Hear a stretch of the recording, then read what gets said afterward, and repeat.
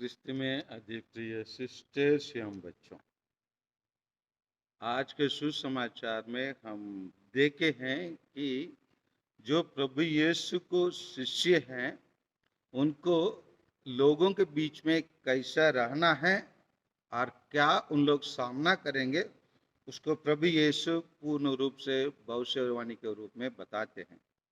सबसे पहले आइए हम देखते हैं प्रभु यीशु लोगों के बीच में कैसे हम उनके शिष्य हैं कैसे रहना है, उसको हम मनन चिंतन करें।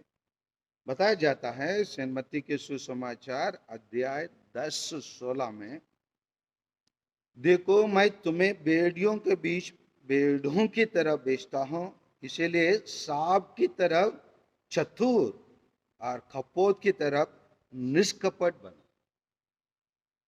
ये क्या होता है? हमें भेड़ियों के बीच भेड़ों की तरफ, मतलब हमको भेड़ियों माने वो क्या है, शियार लोमड़ी है ना, ये शियार लोमड़ी और क्या बोलते हैं, सिड्डा भी बोलते हैं ना उसको, है ना।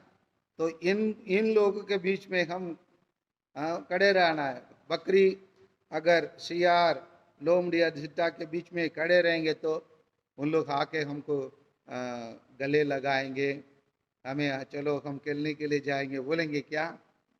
नहीं। क्या करेंगे उन लोग? हाँ हाँ, आक्रमण करेंगे, खाने के लिए प्रयास करेंगे, पकड़ने के लिए प्रयास करेंगे, नष्ट करने के लिए, है ना, पूरा योजना बनाएंगे।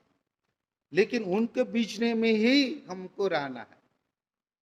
जैसे अभी मणिपुर में लोग वैसे ही रहते, हाँ, वहां रहने वाले लोग उनको रहने नहीं देते, लेकिन कैसे रहना है, इसीलिए सांप की तरफ चतुर और कपोत की तरफ निष्कपट। सांप की गुण को जानना चाहिए और उसका काम को करना चाहिए। जैसे सांप कभी आप लोग बिल में घुसने के टाइम पर देखेंगे तो उसका मुंडी थोड़ा ऊपर और तिरछाई रहेंगे। क्यों? क्योंकि उसको शरीर बहुत लंबा है। क्या कर सकता है दुश्मन? उसको पूंछ को खींच के क्या कर सकता है? निकल सकता है, निकाल कर उसको मार डाल सकता है। इसलिए सांप ऐसे ही देखे ही ऐसे इस प्रकार ही जाएगा।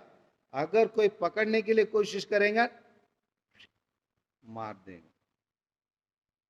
इसीलिए हमें सावधान रहना है कि अगर हमें दुश्मन मारने के लिए आता है, हमें उनसे भाग के निकलना है।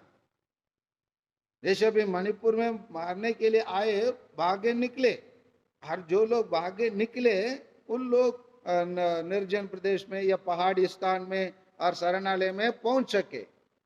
अगर कुछ कुछ लोग ऐसे नहीं निकल पाए, उन लोग मार डाले गए। इसे 200 लोग से अधिक मार डाले गए। इसलिए प्रभु यीशु कहते हैं हम सांप की तरफ चतुर और कपोत की तरफ निष्कपट बनो। कपोत के तरफ निष्कपट मतलब कपोत कभी कभी आप लोग सुने हैं आपके घर में कबूतर रखे, आप लोग कभी आप लोग को नुकसान पहुंचाए नहीं। वो हमेशा दूसरों को नुकसान पहुंचने का काम नहीं करता है। और दूसरा है कपोत हमेशा कैसे रहते?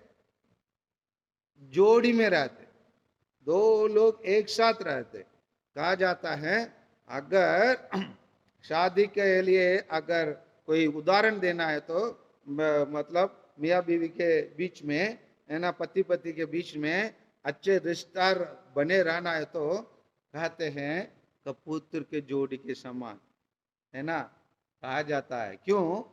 ये कपोत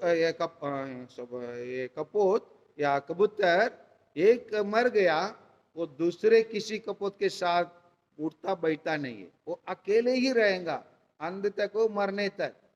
मतलब अगर पति मर गया, पत्नी भी किसी अन्य कबूतर के साथ नहीं जोड़ेंगे। और उसी प्रकार पत्नी मर गया, पति भी ऐसे ही अपना जीवन बिताएगा, दूसरे कबूतर के साथ जाके चलो कुछ दिन जीना है, कैसे भी रहना है, उसके साथ रहकर जी ले, नहीं है। वो प्यूरिटी, कपोत और कबूतर शुद्धता का चिन्ह है। इसलिए उन लोग कभी दूसरे कबूतर के साथ दूसरे जीवन बिताने के लिए कोशिश, ये एक चीज है। दूसरा एक चीज है, कबूतर कभी अपने मन में दूसरे लोगों के लिए कुछ बुरा करने के लिए, बुराई पहुंचाने के लिए उन लोग कभी सोचते नहीं। उन लोग निष्कपट रूप से उन लोग अपना जीवन बिताते हैं। इसीलिए ईसाई मतलब दूसरों को, किसको हम नीचे गिराकर हम ऊपर चढ़ेंगे नहीं, किसी के परिवार का हम नष्ट करके हम अपना धन संपत्ति कमाएंगे नहीं। वो मेहनत करेंगे, ईमानदार से वो अपना जीवन बिताएंगे। दुनिया के लोगों के लिए उन लोग अपना शुद्धता व्यक्त करेंगे, अपना पवित्र जीवन को व्यक्त करेंगे। वो अपने न्याय के तरीका से जीवन, ईमानदारी का जीवन जीकर उनके सामने अपने आप को प्रस्तुत करेंगे। इसलिए प्रभु यीशु हमें किसके समान जीने के लिए, साहब की तरफ चतुर और कपोत की तरफ निष्कपट बन के जीवन जीने के लिए बता रहे हैं। और बहुत सारे चीज आज के सुसमाचार में बताया जाता है, किस प्रकार ये ईसाई लोगों को लोग क्या कर सकते हैं। वो लोग तुम्हें अदालत में हवाले कर देंगे और तुम्हें क्या क्या कर देंगे, हमें घोड़ा लगवाएंगे, हमको सभाघर में से निकाल देंगे और हमें बंदी घर में डाल देंगे। ये सब चीज जब से ईसाई मतलब प्रभु यीशु को शिष्य बनने के लिए लोग तैयार हुए, उन दिनों से आज तक वो होते रहता है। इसीलिए टर्टुलियन नाम के, फादर्स ऑफ द चर्च कहते, एक व्यक्ति कहता है टर्टुलियन, मतलब वो फादर्स ऑफ द चर्च, वो कहता है कि Christianity is a religion born on the seeds of the blood of martyrs। मतलब बीच है कि मतलब शहीद लोगों की खून से, खून की बीच से जन्म लिया धर्म है ईसाई धर्म। मतलब ईसाई धर्म उसी दिन से आज तक खून बहाकर, मतलब रक्त दान करके, मतलब प्रभु यीशु के लिए साक्षी बनकर इस धर्म आगे बढ़ा है। कोई उदाहरण के लिए हम मणिपुर को देख सकते हैं, कुछ वर्षों के पहले कंधमाल में इस प्रकार घटना हुआ है। इसी प्रकार अन्य अन्य देशों में भी ईसाई लोगों के बीच में ऐसे हुआ है।